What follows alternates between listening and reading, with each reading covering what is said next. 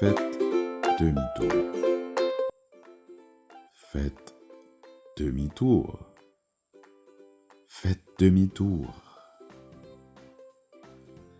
Nous vivons dans un monde troublé, élevé des doctrines politiques, capitalisme, socialisme, de l'avancement de la technologie, du modernisme et autres, n'arrivent pas à mettre le comble à notre vide d'insatisfaction. Et ceci depuis des siècles existants. Les scientifiques eux-mêmes ne cessent de sonner leur trompette de délivrance sans pouvoir rallier les âmes qui sont en conflit avec elles-mêmes. Mais au-delà de toute autre voix, s'élève celle de Jésus qui nous dit « Venez à moi, vous tous qui êtes fatigués et chargés, et je vous donnerai du repos. » Matthieu 11, verset 28.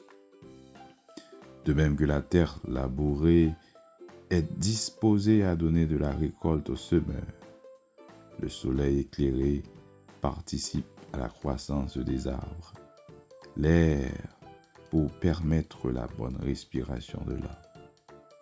Le groupe Rayon Divin est un instrument de Dieu utile à la propagation de la bonne nouvelle du salut.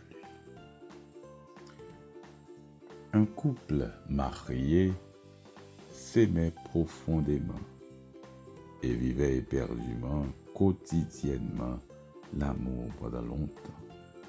Ceci sans de grandes difficultés. Un matin, comme à son habitude, le mari, quittant la maison, voulait par un appel informer sa femme de son arrivée avec succès au boulot. Pourtant, elle n'y était plus. Déjà, sans aucun motif particulier, elle quittait le foyer pour se mettre à un autre homme. Et depuis ce jour, le mari avait compris que la relation avec sa femme était rompue. Malgré la douleur de la trahison, de l'infidélité, le mari, embrasé par le feu de l'amour, ne cessait de la convaincre en vue d'une reconquête, tantôt d'une manière, tantôt d'une autre. Parfois, le couple adultère le considérait comme objet de moquerie, de risée.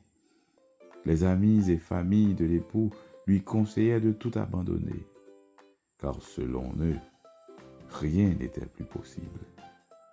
Néanmoins, très confiant et encouragé, malgré les blessures si profondes, il continuait encore à chercher celle qui lui était chère. Bon gré, mal gré, la nouvelle expérience de l'épouse se transformait en embrouille, en souffrance, en maltraitance, au point de subir des agressions physiques de la part du second homme. Ouf, quelle horreur! Lassée et prenant conscience de sa situation douloureuse, elle se laissait finalement regagner par son époux qui l'accueillait à bras et cœurs ouverts. Aussi consentant-il de repartir assez haut sur le chemin de l'amour. Ces genres d'histoires soulèvent généralement de la colère, de la haine même, et de l'esprit d'humiliation chez ceux qui en font une lecture. Mais ce qui est à signaler est qu'elles mettent en lien la relation de l'homme avec son Créateur. En effet, suite à sa désobéissance, en écoutant la voix de Satan en Éden, il y eut un bris de sa communion avec Dieu. Ce dernier, dans son amour, descendu en son Fils Jésus pour ramener la merveilleuse créature à sa position initiale. Car Dieu a tant aimé le monde qu'il a donné son Fils unique, afin que quiconque croit en lui ne périsse point, mais qu'il ait la vie éternelle. Il continue d'appeler encore et encore. Répondez, car aujourd'hui, c'est votre jour du salut. Il endura de profondes douleurs, ses mains et ses pieds percés, Ses côtes et son front blessés. Ses douleurs sont profondes pour le pardon de vos péchés. Écoutez encore aujourd'hui la voix de Jésus faisant cette demande.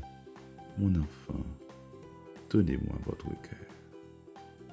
Vous qui êtes en train de porter un fardeau de trahison, de déception, d'humiliation, de la honte, d'abomination, d'iniquité, outre de péché, venez à Jésus, par qui une provision du rachat, de transformation et de la régénération vous a été faite sur la croix du Calvaire. Comme la voix inlassable de l'époux à sa compagne, Dieu vous appelle à suivre le chemin du salut en Jésus-Christ. De même que cette femme a su prendre conscience de sa faute et brave ses embarras jusqu'à retourner avec son mari pour la vie, ainsi, répondez tel que vous êtes à l'appel de Dieu qui vous aime et voulant faire de vous fils, fille de son royaume. Amis, plus de temps à perdre. Hâtez-vous de répondre au divin appel. Pareillement à cette femme, acceptant, après son moment d'amertume, de répondre à la voix inlassable de son époux. Empressez-vous, tel que vous êtes, de vous soumettre au divin appel, et vous serez exempt du jugement dernier.